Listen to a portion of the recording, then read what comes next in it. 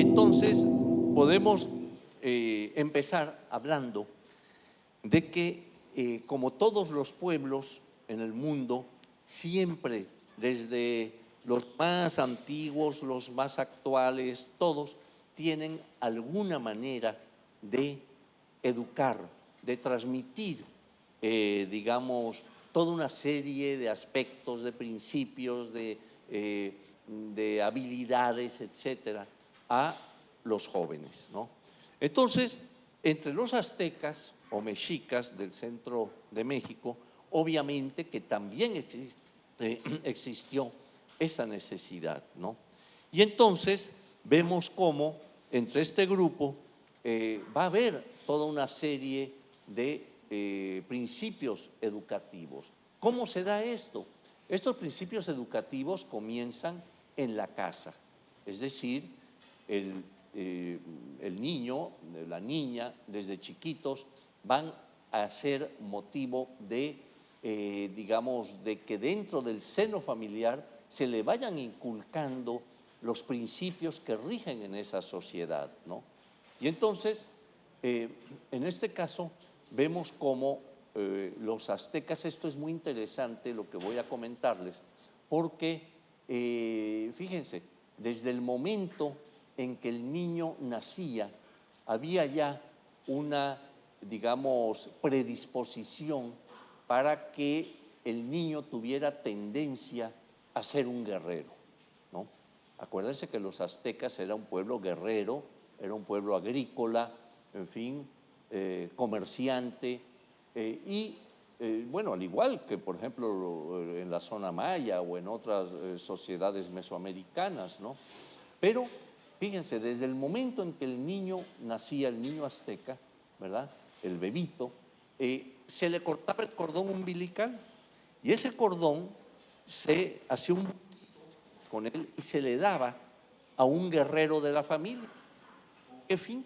Para que fuera y lo enterrara en el campo de batalla, tratando así de crear una especie de liga mágica entre el recién nacido y la guerra, de que fuera un guerrero, ¿no? Claro que sabemos que la sociedad mexica tenía muchas especialidades, una de ellas era ser militar, era ser guerrero, pero podían también dedicarse a mil cosas más, carpinteros o arquitectos, hacer todas estas construcciones que hoy conocemos, ser médicos, en fin, había una gama de especialidades también, pero en esta forma era una manera de preservar un poco lo que fuera el destino de este niño para la sociedad mexica. Ahora bien, si era niña, igual, al nacer se cortaba el cordón umbilical, se hacía el bultito, pero se enterraba adentro de la casa, junto al fogón, para que la niña tuviera, digamos, apego a lo que eran las labores del hogar, ¿verdad? Que supiera barrer, que supiera cocinar, o sea, que, digamos, se le combinaba más hacia esas labores del hogar para la cual se le preparaba, que supiera tejer, que supiera cocinar, en fin, todos estos elementos, ¿no? Entonces vamos a ver cómo la educación en el seno familiar, que ahí empezaba, se va dando con toda una serie de enseñanzas, pero de castigos también.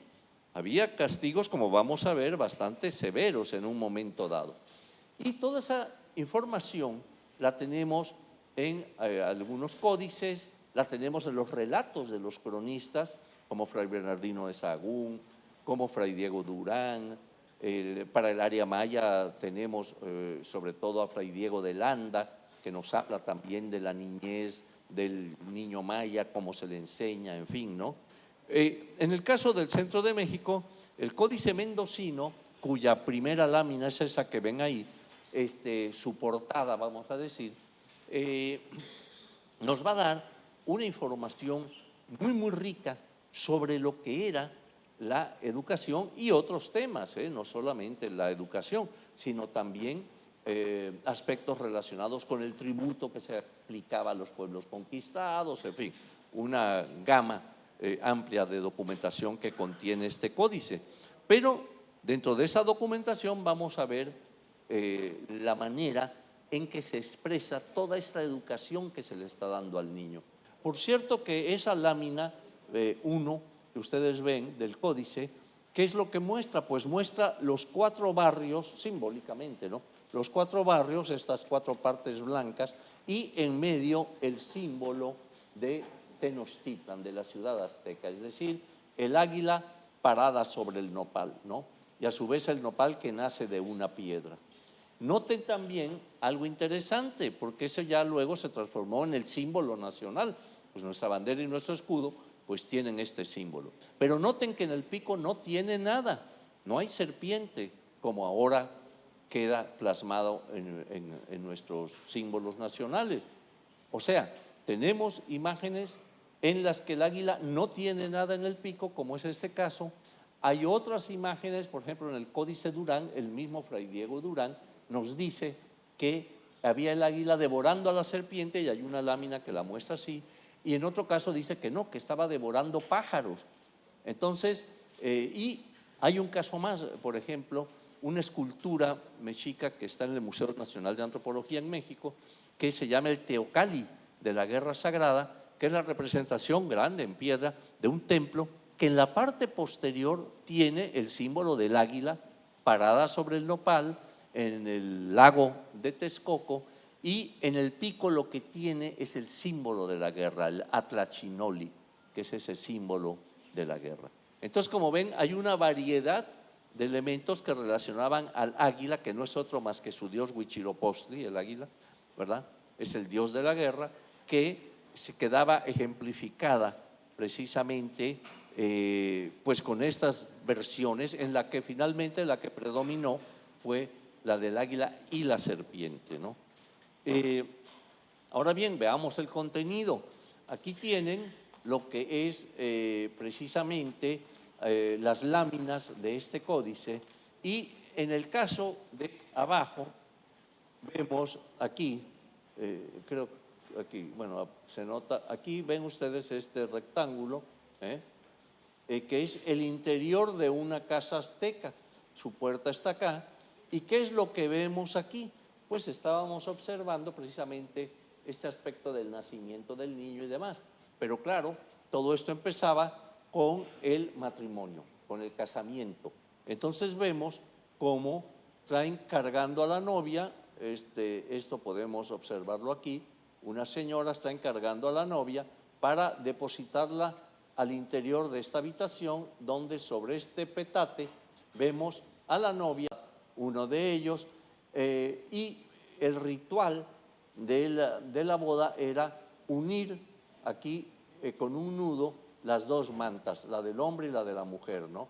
Se unía aquí, y eso implicaba, a través de toda una serie de cosas que se iban diciendo, ¿verdad? Implicaba que ya se habían casado. Desde luego que el códice también muestra aquí, por ejemplo, una vasija con una patita de guajolote, ¿verdad? El mole, la bebida, aquí en este cántaro, la bebida seguramente quizá pulque o algo, y cómo, en fin, se celebraba esta ceremonia del nacimiento. Pero también tenemos ya el momento en que nace el niño. Vean ustedes las cunitas, por ejemplo, no sé si estoy acá. Aquí está la cunita con el niño adentro, la madre aquí, ¿verdad?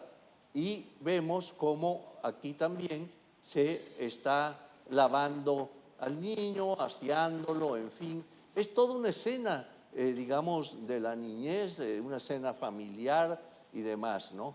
Y también volvemos a ver la cunita acá con el niño, y vean ustedes a los, digamos, a los padres, ¿verdad?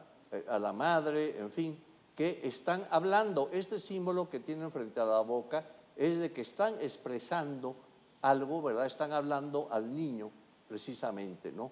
Entonces, todo esto era a través, además, de toda una serie de, digamos, de diálogos muy floridos que se le decían a la madre, al al niño, al recién nacido, en fin, ¿no? Pero empezaba a crecer el niño y aquí vemos cómo en el códice se divide muy bien lo que era la enseñanza de la niña, acá, aquí está la chiquita, la madre, vean ustedes otra vez el símbolo de la palabra frente a su boca, ¿verdad? Indicándole cómo hacer determinadas tareas, ¿no? El padre igual acá lo vemos hablándole al niño para irlo educando. Digamos, aquí son niños de 3 años, en fin, y vemos también aquí estas rueditas son tortillas que se les daba si habían cumplido bien con sus labores, ¿no? Aquí, por ejemplo, vemos a la niña cómo tiene aquí los elementos para el tejido, para tejer, ¿no? Y la madre cómo le está enseñando, educando el algodón, cómo tratarlo para poder hacer prendas, telas, etcétera. Y el niño acá igual, pues va cargando cosas, igual que acá abajo, vean al niño barriendo, cargando una serie de materiales, en fin, todo esto bajo la supervisión del padre. Y acá a la niña, otra vez en las labores, vean aquí a la madre, y la niña en las labores de tejido, sobre todo, que era muy importante, ¿no? Entonces, ven ustedes pues cómo van avanzando, cómo se les va premiando y demás, si hacían bien la labor encomendada por los padres, ¿no? Aquí vemos en un momento dado cómo también, por ejemplo, se le está enseñando al niño a pescar, ¿no? Tiene una serie de red, aquí una red, para que sepa cómo ir al lago, cómo pescar. La niña sigue aquí también en sus prácticas de tejido, ¿no? Y vuelve a presentarse los premios, las cosas que se les van dando, ¿no? Pero, si no se hacía bien, si no se aprendían bien la cosa, si eran un tanto insurrectos estos niños o niñas, pues lo que les pasaba no era nada bueno, ¿eh? Había el castigo a veces fuerte. Por ejemplo, aquí vemos cómo el niño, aquí, está acostado con las manos atadas, pero está acostado sobre púas de maguey. O sea, se le está, digamos, aplicando un castigo por no haber hecho bien las labores. Es más, el papá tiene en su mano, vean, una punta de maguey precisamente para, digamos, castigarlo, ¿no? Aquí igual, la mamá tiene una púa en la mano, con lo cual pica la mano de la niña, igualmente por no haber sabido hacer su labor. Otro tanto vemos acá, el papá con un palo, ¿verdad?, que va a castigar, y la madre igual, aquí con un palo para castigar a la niña que no ha aprendido lo que se le está indicando, que no ha hecho casos. Y hay relatos, por ejemplo, en algunas fuentes, donde el niño dice, no, bueno, es que yo soy un niño, o sea, trata de justificarse y pues le cae encima el castigo. Ahora, había un castigo que yo creo que era muy severo, muy fuerte, vean ustedes, aquí vemos tanto al padre, ¿verdad?, como a la madre, cómo tienen aquí cargado al niño, pero ¿qué es esto? Aquí igual a la niña, y vemos el mismo castigo, que era precisamente, fíjense, se ponía chile y se quemaba. Entonces ese humo, imagínense respirar ese humo del chile, pues era tremendo, porque era una cosa que te ahogaba prácticamente, ¿no? Irritante y demás. Entonces se les ponía sobre el humo precisamente para aplicar esa reprimenda, ¿verdad? Aquí vemos el humo, los chilitos aquí abajo y demás, ¿no? Otra forma era acostar al niño en lodo húmedo. Aquí lo vemos, cómo está acostado y obviamente el padre hablando, ¿verdad? Seguramente reprimiéndole, ¿verdad? O reprendiéndole más bien de que no ha cumplido y demás, ¿no? Entonces esa tierra mojada pues era también, imagínense estar ahí con el frío y demás, ¿no? Aquí siguen algunas de las enseñanzas ya que ya hemos visto, ya un poco más grandes, en donde el niño va aquí, por ejemplo, en una canoa, vemos la canoa aquí en amarillo, en el lago, cómo va haciendo su pesca y demás, y la niña ya la vemos con el telar de cintura, el telar que está aquí frente a ella y que está haciendo su labor, ¿no? Entonces, como ven, pues era toda una enseñanza que el niño iba a recibir previamente en su casa. Pero existían dos tipos de escuela, ya más grandes, ¿verdad? A los 15 años, por ahí. Entonces iban a ser aceptados en alguna de esas dos escuelas. Esas dos escuelas eran el Tepuzcali, ¿verdad? Como lo ven allí anotado, el Tepuzcali o el Calmecac. Se piensa que el Tepuzcali era, como dice Sagún, Fray Bernardino de Sagún, era para lo que le llamaban la gente baja, es decir, la mayoría de la población, ¿no? No eran de la nobleza. Acuérdense que los aztecas estaban divididos fuertemente, una estratificación social muy pronunciada, y los nobles se iban a educar en el Calmecac. En cambio, la gente de trabajo, la gente que tenía sus especialidades, los artesanos y demás, sus hijos irían al Tepuzcali, ¿no? Entonces, ahí vemos el escrito de Sagún, originalmente también en náhuatl, con imágenes en las que se va viendo toda la descripción que yo les he dado, es decir, que era el Tepuzcali y que era el Calmecac. En ambas escuelas, fíjense, la educación era muy dura, no era facilito estar ahí echando relajo, sino que había también castigos dentro de estas escuelas, severos a veces, en contra de los muchachos que infringían alguna ley, ¿no? Algún reglamento, alguna cosa, ¿no? Y también sabemos que ahí se les preparaba, por ejemplo, en el Tepuzcali, que era para, digamos, los hijos de artesanos, en fin, de lo que era esta parte de la sociedad mexica, se les preparaba también para llevar a cabo algunas especialidades. Por ejemplo, se les enseñaba digamos, nuevamente al tejido, se les enseñaba, por ejemplo, cómo hacer cerámica, cómo hacer, o sea, una serie de cosas, trabajar, por ejemplo, la lapidaria, ¿no? Las piedras para hacer una serie de objetos y demás. Se les daban clases también de canto, o sea, era una preparación general en la que iban a intervenir sus maestros y en las que participaba el alumno. En cambio, en la de los nobles, en el Calmecac, lo que se preparaba era para que fueran buenos funcionarios del Estado, que tuvieran a su cargo determinados aspectos dentro de la sociedad, o sea, en filosofía, en pintura, o sea, se les iba preparando también para poder desempeñar los cargos importantes dentro del Estado mexica, ¿no? O azteca.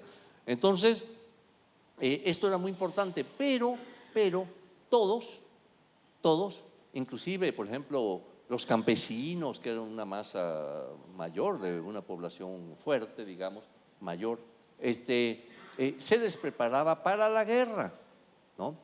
Recuerden que Tenochtitlan, la capital azteca, y la sociedad azteca era una sociedad agrícola, guerrera y comercial. Es decir, esos tres componentes eran la base de la economía de la azteca, de la base de la economía de Tenochtitlan.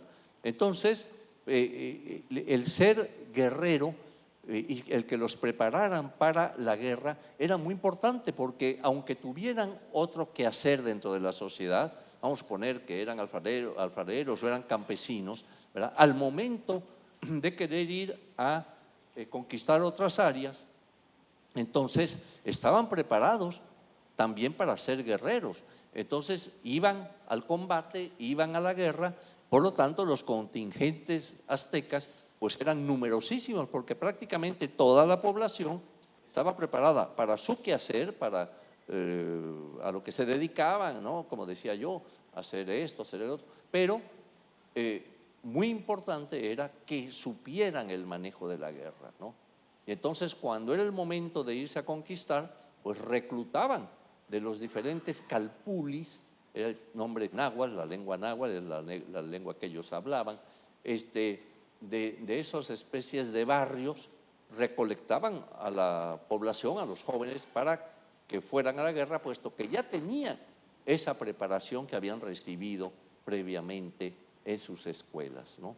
Entonces, sabemos también cómo dentro de los guerreros había una serie de jerarquías muy marcadas, muy fuertes, y había, por ejemplo, grupos de élite, ¿no? Militar, vamos a decir, los grandes capitanes del ejército mexica, pues eran, por ejemplo, el grupo de los guerreros águila o el grupo de los guerreros jaguar, había también guerreros coyote, o sea, pero los guerreros águila era muy importante porque eran los guerreros de Huitzilopochtli, del dios de la guerra, ¿no? El dios del sol también. Entonces, o el guerrero jaguar, que era también de Tezcatlipoca, de guerreros del dios Tezcatlipoca, ¿no? Entonces, como ven, pues había toda una jerarquía enorme, militar, social, etcétera, etcétera, dentro de esta sociedad.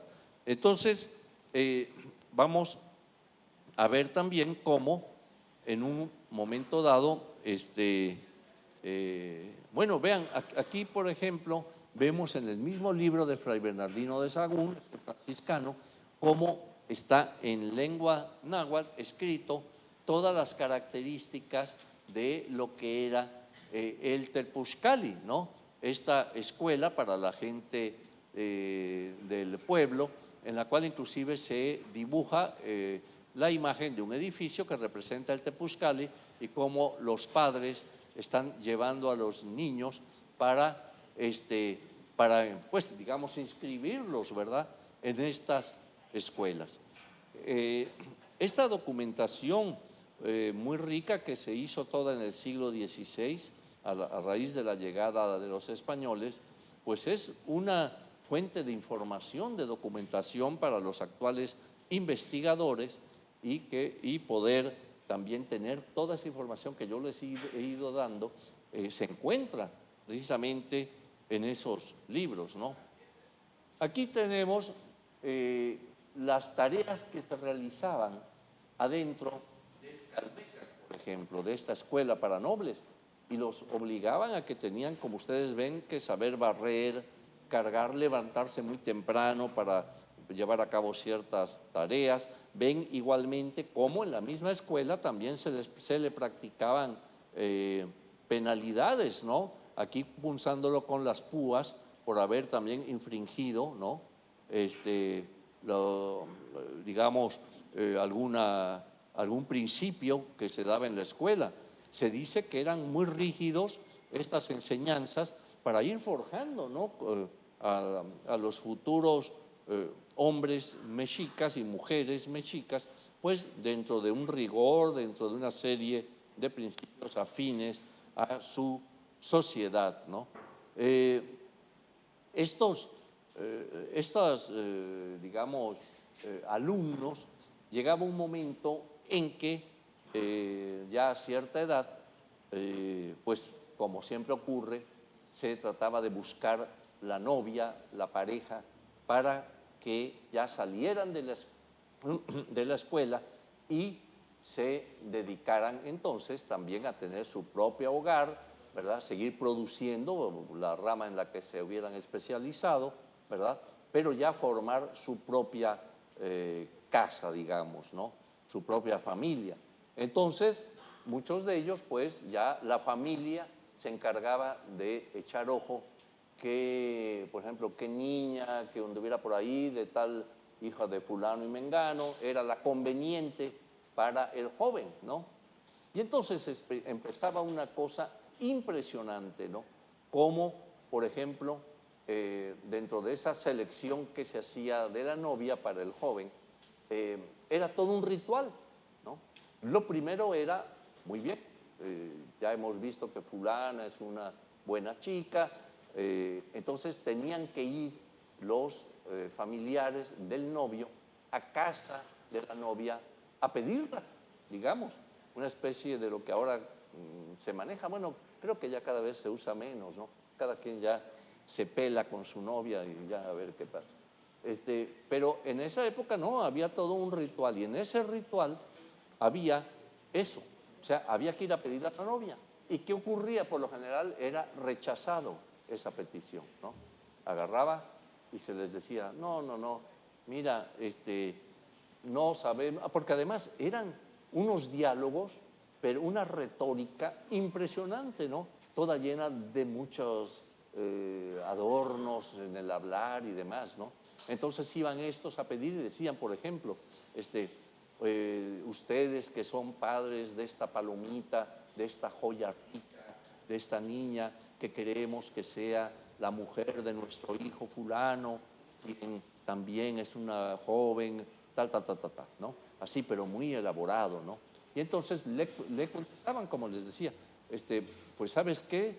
Niguas, no queremos, claro que no le decían niguas, le decían, mira, dile a tu hijo, ese joven tan esforzado, tan valiente, dile que no, que esta niña no está preparada. Y la pobre niña estaba ahí, nada más oigan lo que le decía, esta niña no está preparada, es una bobilla, es una tontita, ¿no? Yo creo que aquella pellizcaba a los papás, oigan, no me ayuden, ¿verdad? Es decir, pues vienen a pedirme, pues quiero formar mi propia casa. Pues entonces decían, no, no está preparada para estas cosas, mejor váyanse. Se iban. Y el ritual era que volvían después, ¿verdad? Otra vez a insistir. Bueno, ya saben que tenemos interés en que su hija...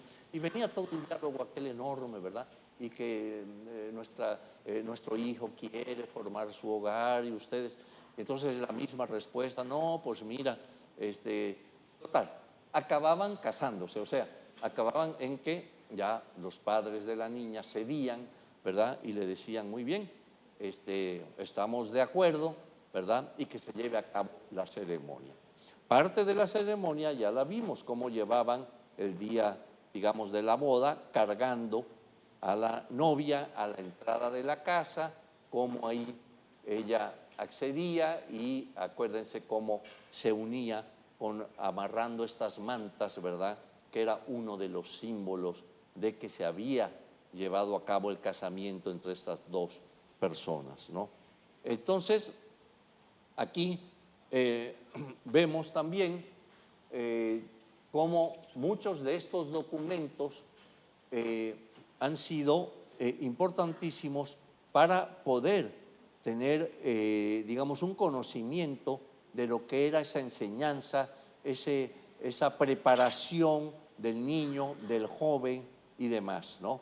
Entonces, como digo, esto era pues muy importante porque nos permite pues penetrar en lo que es, por así decirlo, el hogar de estos mexicas, de estos aztecas, y poder saber toda esta información. Quiero decirles que toda esta información recabada por los cronistas en general, entre ellos este franciscano Sahagún, era, digamos, era una información que le daba el mismo indígena.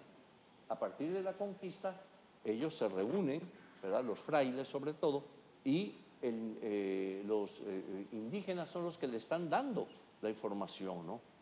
El fraile preguntaba, ¿no? Oye, ¿cuáles eran tus dioses? Pues eran tal y tal y tal y tal. Entonces iban tomando nota. Oye, ¿cómo se educaban? Pues así, así, así, ¿no? O sea, era, digamos,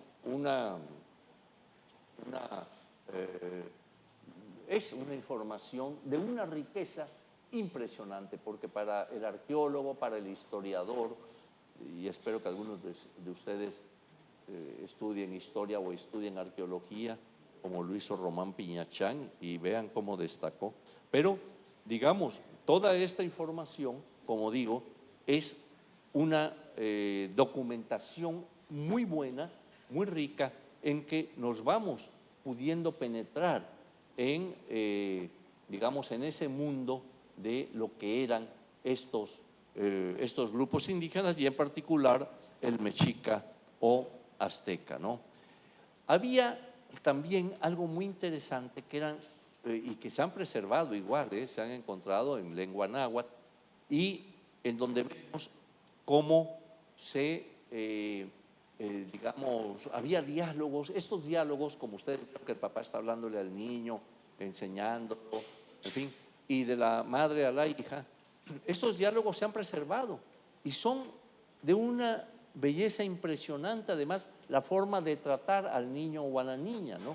Entonces vemos cómo los aconsejan de un montón de cosas, ¿no?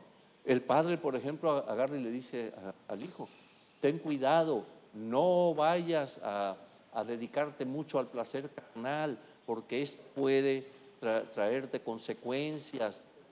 Tienes que ser una persona honorable, tienes que tener una actitud en la vida. Total, era toda una enseñanza verbalmente, oralmente, que se le iba transmitiendo al niño. Y el niño, a su vez, cuando era padre, se lo transmitía al otro hijo y al otro y al otro. O sea, era ya toda una enseñanza establecida a través del diálogo en la casa o de los maestros a los alumnos, ¿no? Entonces, vemos, por ejemplo, aquí esa parte de los razonamientos en que se ve allí al padre o a veces al maestro, en fin, enseñando, ¿no? Acá, hablando frente a los jóvenes aquí o a las chicas, ¿verdad?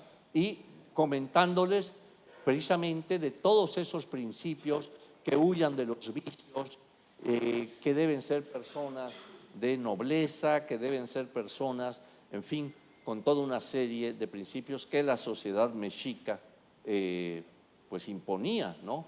Por ejemplo, en el capítulo 19 de este libro de Sahagún, ¿no?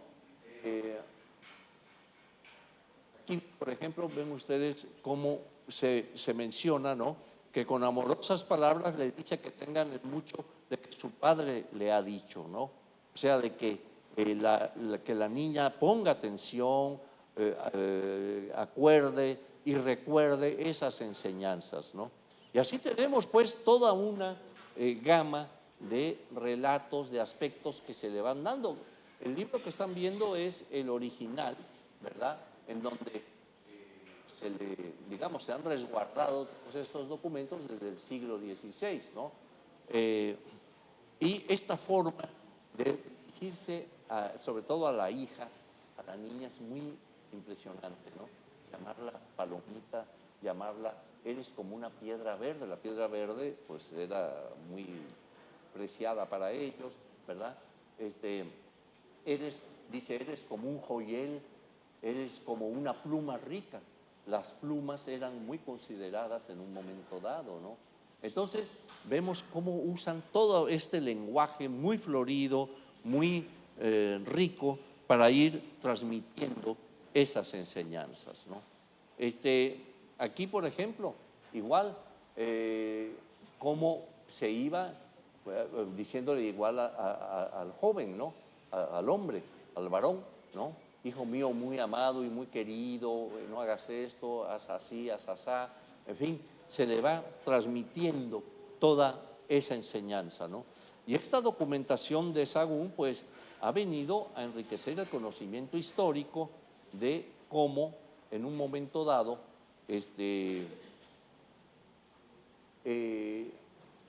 digamos, pero no solo con esta información, por ejemplo, en el caso de la familia, de la educación y demás, amplíenlo, por ejemplo, a lo que es la enseñanza de lo que era la religión, por ejemplo, ¿no?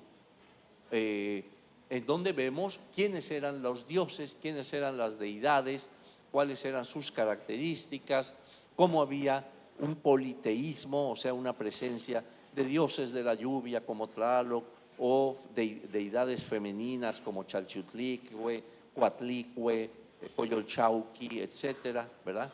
Cada una atendiendo a algún aspecto del universo, de la vida o lo que fuera, ¿no? Entonces, allí en estos escritos conocemos también lo que era, digamos, la labor de cada uno de estos dioses, que también tenían un papel dentro del panteón mexica. Entonces, esto era muy interesante porque también nos permite ver qué dioses eran más relevantes, más importantes, por ejemplo, como el dios solar y de la guerra, Huitzilopochtli, ¿no? O el dios de la lluvia. Claro que, por cierto, esos dos dioses, el de el sol y la guerra y el de la lluvia, el agua, son los que están en el templo mayor, en el principal templo azteca. En su parte alta están esos dos dioses, ¿no? ¿Por qué? Porque era una forma de que indicaba la subsistencia del pueblo azteca, ¿no? Esa subsistencia que digamos, que los llevaba a adorar precisamente a estas deidades. Por ejemplo, el dios del sol y de la guerra, pues obviamente era quien guiaba a los ejércitos mexicas para ir a imponerse a otras sociedades, a dominarlas militarmente y por lo tanto a aplicarles un tributo, ¿no? Es decir, muy bien, ya te conquisté, ahora tú me vas a pagar cada 80 días un tributo según la región, ¿no? Digamos, era un área donde había producción de pieles de jaguar, plumas largas para los atavíos, etcétera. Entonces les imponía, ¿no? Ahora tú me vas a tener que dar tantas cargas de plumas, tantas cargas de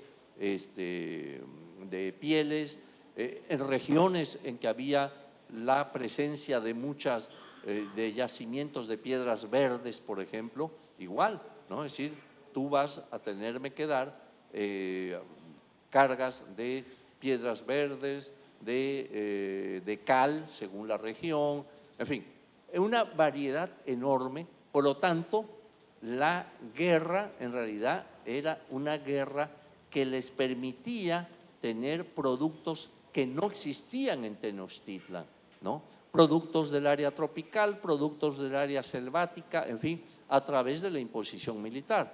Por lo tanto, la guerra jugaba un papel de económico también en la sociedad mexica.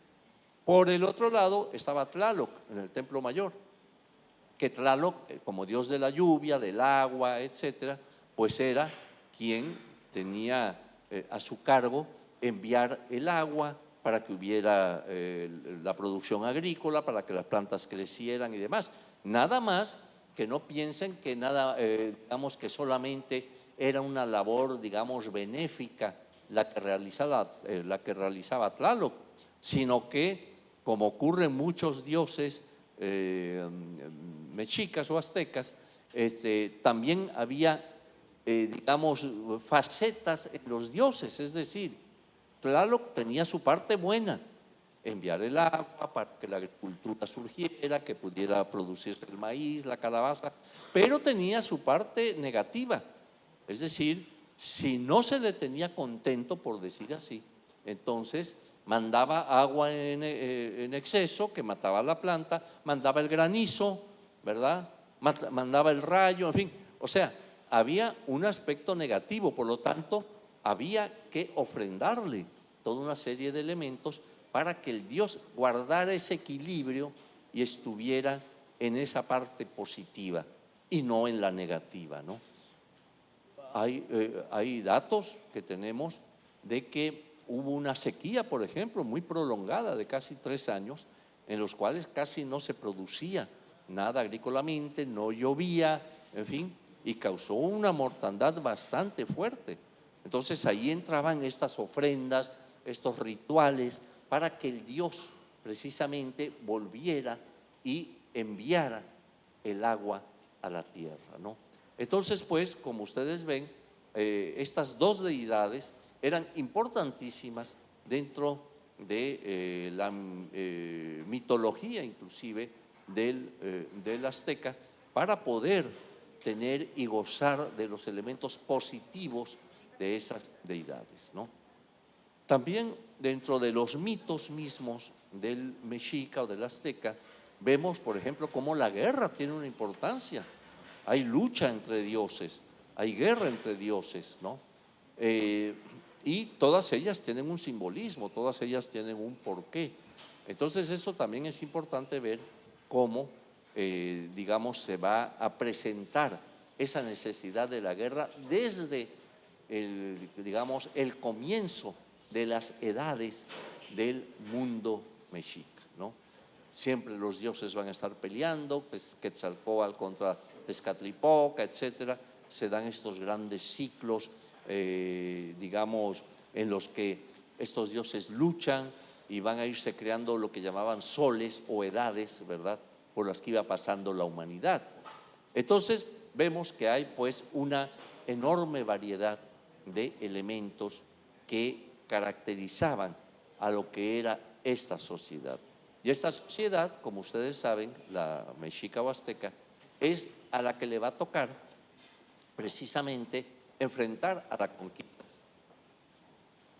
Los españoles, recuerden, Cortés viene costeando en 1519, ¿verdad? Viene costeando, llega a Cozumel primero, de allí va a empezar a llegar allá a la península de Yucatán, va a ir acercándose hacia el área de lo que hoy es Veracruz, pero en ese lapso en que va recorriendo, el maya lo recibe belicosamente. El maya, digamos, presenta allí los primeros combates contra los españoles, produce las primeras bajas en el ejército español, ¿verdad? Usa tácticas, como ven que venían los españoles, se retiran, ¿verdad?, y dejan sola un lugar para que no hubiera nadie y llegaran los españoles y no encontraran nada. Pero esta actitud va a cambiar cuando llegan a las costas de Veracruz. Cuando llegan ahí, van a ver que son bien recibidos por los totonacas de esa región. Ellos los reciben bien. ¿Por qué razón? Porque estaban sometidos al imperio azteca y los estaban obviamente explotando con tributos, ¿no?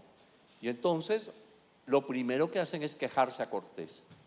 Los totonacas le dicen: oye, es que estamos sujetos al señor de allá de los volcanes, o sea, Moctezuma II, y tenemos que pagarle un tributo, tenemos, en fin, que hacer esto y el otro, y pues nos quejamos de eso. Y Cortés, muy hábil, agarra y les dice: no se preocupen, ya ustedes no van a pagar tributo.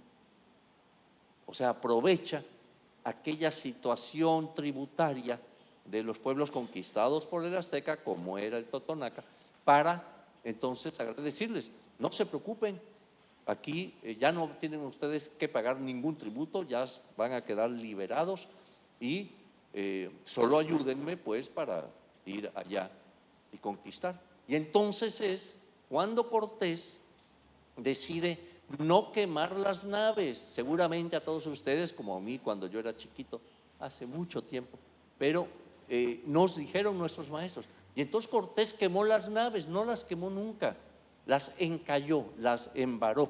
O sea, como ellos dicen en sus textos, dio a través con las naves, o sea, las encalló, ¿verdad?, para posteriormente poder utilizar los aparejos que traían estas naves, como lo hizo después. Entonces, no las quemó, digamos, hizo varar estas naves, y porque se sintió que ya estaba seguro, ¿no?, de que ya iba a poder empezar la conquista de México. Y entonces, con ese primer apoyo, con esa primera ayuda que le dan el cacique de Zempoala, en fin, todas estas gentes, entonces él ya tiene ahora sí que tierra firme para empezar su avance hacia Tenochtitlan, ¿no? Y recuerden ustedes que también se ha mencionado que Moctezuma pensaba que era Quetzalcóatl que había regresado.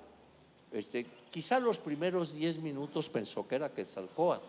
Al 15º minuto yo creo que se dio cuenta que no era Quetzalcóatl, puesto que Moctezuma empieza a ponerle trabas a Cortés para que avance hacia Tenochtitlan, ¿no? Y una de esas formas es, que fue un error, fue enviarle regalos de oro, de plata, de plumería rica, etcétera, a Veracruz. ¿Qué ocurre? Pues que los españoles veían el oro, veían la plata y decían, pues esto es lo que quiero, ¿no? Entonces, al contrario, era un buen anzuelo para atraerlos a buscar más oro, ¿no? Entonces, pues, como ven, todo lo demás ya lo sabemos. Finalmente Cortés avanza, se le van poniendo ciertas trabas para su avance, pero él logra eludirlas hasta que finalmente llega a Tenochtitlan y va a llevar a cabo la conquista de México. Aquí viene otro mito en que se dice, y se pregunta a algunas gentes, ¿no? ¿Cómo 800 españoles conquistaron a miles y miles de indígenas? Pues es que no eran nada más 800 españoles, eran 800 españoles más miles y miles de indígenas que apoyaban a los españoles para librarse de la imposición tributaria del azteca, ¿no? Entonces ven una oportunidad de decir, oye, estos señores aztecas que nos tienen chicoteados aquí, a los que les tenemos que estar pagando tributo cada 80 días, ¿verdad?, que nos tienen sujetos, pues ahora es cuando podemos liberarlos. Entonces, los contingentes, es más, Bernal Díaz del Castillo, en su historia verdadera de la conquista de la Nueva España, y el mismo Cortés, manejan la cantidad de soldados que tenían, ¿verdad? Y por ejemplo, soldados españoles dicen, bueno, había 150 escopeteros de escopetas, había otros con rodela, con escudo y espada, había no sé qué, ¿no? Pero dicen, y había además 20,000 tlaxcaltecas que nos ayudaban, o 20,000 de Huejotzingo, o no sé qué, unas cantidades enormes. Entonces, por eso es que van a triunfar, aprovechando pues el odio, el encono que tenían estos pueblos sujetos a Tenochtitlan o en peligro de ser sujetados para apoyar al español y entonces atacar a Tenochtitlan. Entonces les he ido comentando algunos, yo diría como mitos que se han creado, ¿no? Como ese de que Cortés quemó sus naves, nunca las quemó, ¿verdad? Como 800 españoles, no eran 800, eran muchos más por el apoyo indígena.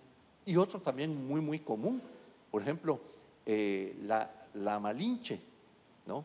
La traidora de la Malinche, pues siento decirles que no fue traidora, ¿no? La Malinche, recuerden, le es regalada a Cortés junto con otras mujeres, ¿verdad?, cuando viene costeando precisamente por estas costas, ¿verdad?, y se le obsequian, nada más que Malinche no era una mujer azteca. Si hubiera sido una mujer azteca y ayuda a Cortés en la conquista de los aztecas, sí se podría considerar que es una traidora, ¿no?, porque está traicionando a su propio pueblo. Bueno, pero no lo era, ella era de estas tierras, ¿no? O sea, ella veía el peligro que implicaba el que el azteca fuera a conquistar a su propio pueblo. Entonces, ella no está actuando desde ese punto de vista, sino ella está actuando en contra del peligro que el mexica representa para estos otros pueblos, ¿no?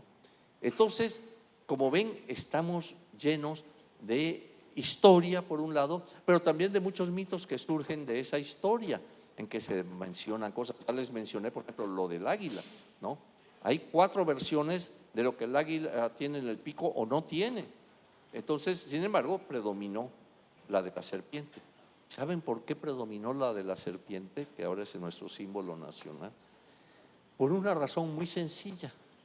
El águila sola, como la vimos en el Códice Mendocino, digamos, pues no nos indica mucho más que es el símbolo solar, etcétera.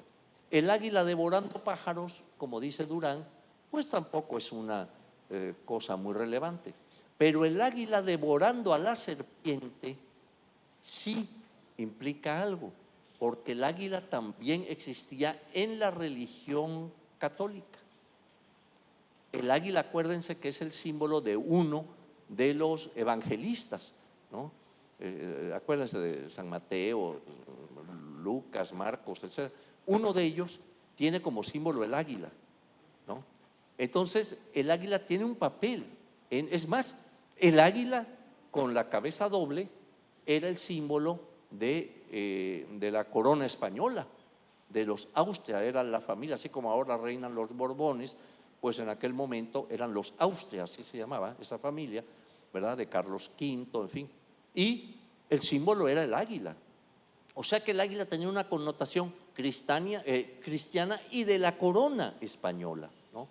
Entonces, y la serpiente, igual. ¿Por qué? Porque la serpiente era la representación dentro del cristianismo del mal, ¿no? La Virgen, acuérdase que está pisando en muchas representaciones la imagen de la serpiente. La serpiente es la que va a engañar a Eva y le va a decir, toma de este fruto en el paraíso terrenal, ¿no?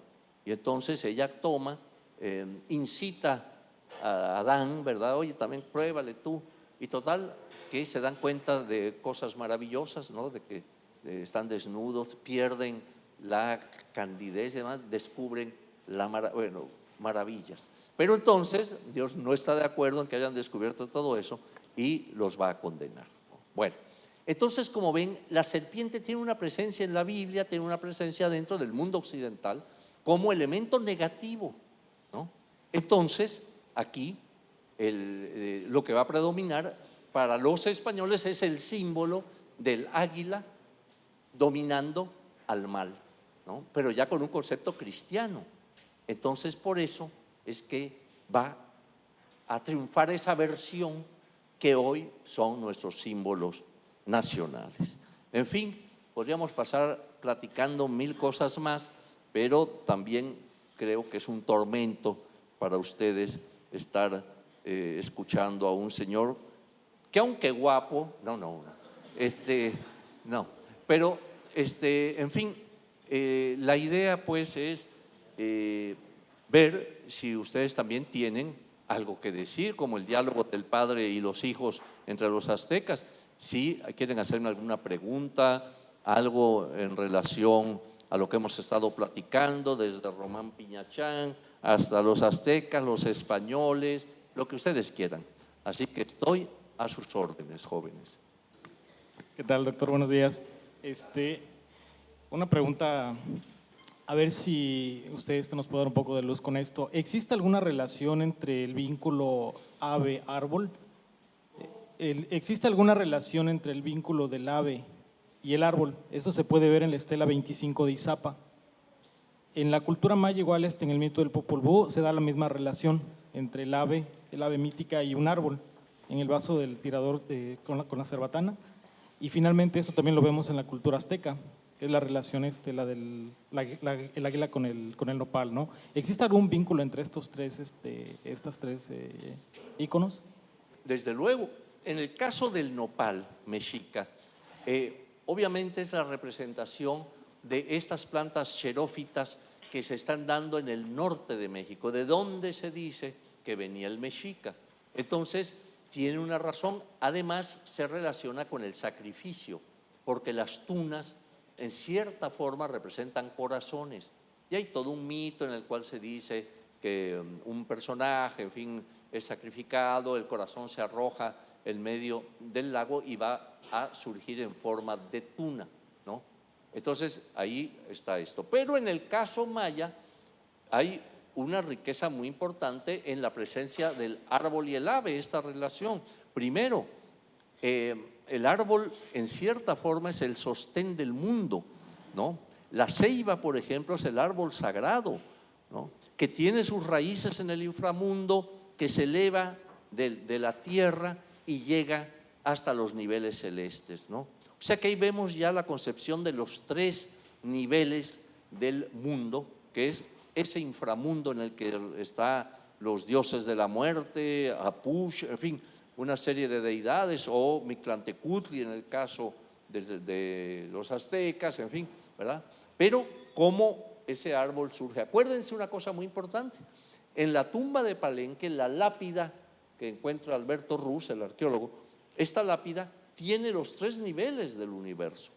Vemos abajo cómo está la presencia del inframundo con un rostro descarnado, que se puede ver ahí. Después vemos al personaje que no es otro que Pacal, el gobernante maya, que está recostado en el nivel terrestre. Y cómo de ahí surge el árbol, ¿verdad?, de cruciforme, en el cual vemos que remata en un ave en la parte superior, el nivel celeste por excelencia. Entonces vemos allí pues esos tres niveles. Además, esos árboles, digamos, según algunas mitologías, se encontraban en los cuatro extremos del universo, eran sostén digamos, del universo mismo y de los cielos, etcétera. O sea, hay toda una importancia y una relación entre el ave y el árbol sagrado. Recuerdo el códice, hay un códice que se llama Freyerbary-Mayer, en el cual se ven los cuatro rumbos del universo, marcados cada uno por un tipo de planta, por ejemplo, y rematados en la parte superior por un ave, ¿no? Entonces esto estaba muy imbuido. El códice Freyerbary era mixteco, del área de la Mixteca. Entonces vemos cómo en varias sociedades, maya, mixteca, náhuatl del centro de México, etcétera, había estas concepciones, ¿no? Entonces es muy importante que hayas hecho esa pregunta, porque sí hay, desde luego, una relación conforme a lo que he comentado, ¿no? Usted mencionó de unos guerreros jaguar que pertenecían a un dios, que representaban a un dios, no recuerdo el nombre. Y también que me pudiera hablar un poquito más sobre ese dios. Tezcatlipoca es uno de los grandes dioses de toda la religión mexica. Se supone que los Tezcatlipocas son los que rigen los cuatro rumbos del universo. Ellos concebían el universo con cuatro rumbos: un nivel celeste, un nivel terrestre donde habita el hombre y un inframundo. Entonces, los que se encontraban en los extremos eran los Tezcatlipoca, y había un Tezcatlipoca amarillo, había un Tezcatlipoca azul, que era Huitzilopochtli, había un Tezcatlipoca rojo, que era Chipe, o sea, pero era un dios muy universal, tenía que ver con muchos aspectos de la vida, ¿no? Pero era un dios, además, era de los pocos dioses a los que se podía insultar, por cierto. O sea, porque era el que daba o quitaba, digamos, los bienes a las gentes, ¿no? Entonces, si tú perdías tus bienes, tu casa, tus posesiones, por lo general podías insultarlo, y insultos fuertes, al dios, ¿no? Tú eres esto, no sé qué, Tezcatlipoca, tal. O sea, se le increpaba de manera severa, ¿no? Pero era un dios que en los mitos juega un papel importante, porque está luchando constantemente contra Quetzalcóatl, ¿no? Entonces hay una lucha que va a provocar que surja una nueva edad, un nuevo ciclo en la vida, ¿no? Entonces esto era muy, muy importante, cómo se están alternando estos dos dioses para ¿cómo explicarte? Para que hubiera una evolución en la vida de la humanidad, ¿no? Entonces juega un papel interesante, por lo general, y se le relaciona también con la noche, con el jaguar. En cambio, a Huitzilopochtli se le relaciona con el sol, con el día, ¿no? O sea, hay toda una serie allí de ambivalencias y cosas entre ellos. Pero era uno de los dioses importantes. En realidad se le hacía una fiesta especial en un mes específico, se le hacía su fiesta, ¿verdad? Que tenía ciertas características, en fin. Pero sí era uno de los dioses, digamos, mayores del panteón mexica, ¿no? Muchas gracias al maestro Eduardo Matos Moctezuma por su presencia, por su plática.